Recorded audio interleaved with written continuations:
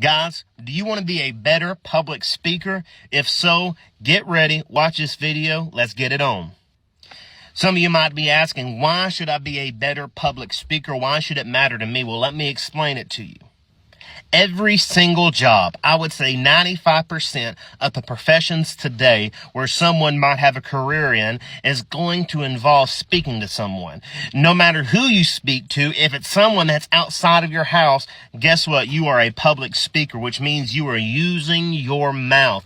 Your mouth is your tool. It's how you are going to proceed in life. It's how you're going to upgrade in life, and it's how you're going to get promotions. If you are not good with your mouthpiece, if you're not good with how you communicate, then you won't make it anywhere. So the first thing is, you got to have feedback loops.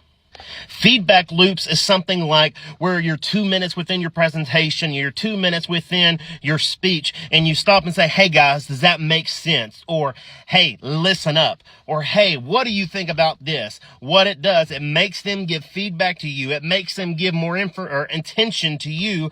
That way they are engaged, because the more engaged that they are, the more they're going to remember what you have to say, which is what you want as a public speaker.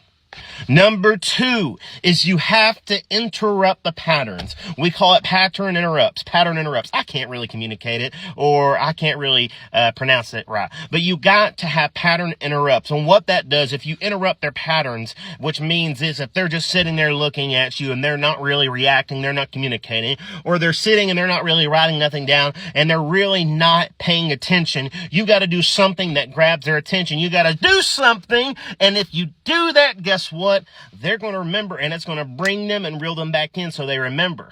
Which goes into my last and third point, which is this. You got to be able to read people's body language. If they're not interested, do a feedback loop. If they're not interested or they're not engaged, then guess what? Interrupt their pattern. Because if you do this, the more you do this every 2 or 3 minutes, if you have to, maybe a little bit less, a little bit more, and people are going to remember what you have to say. You will always have a job. People will always remember you. People will like you more because they will remember what you've said. People always like people that they remember more and they have more memories with.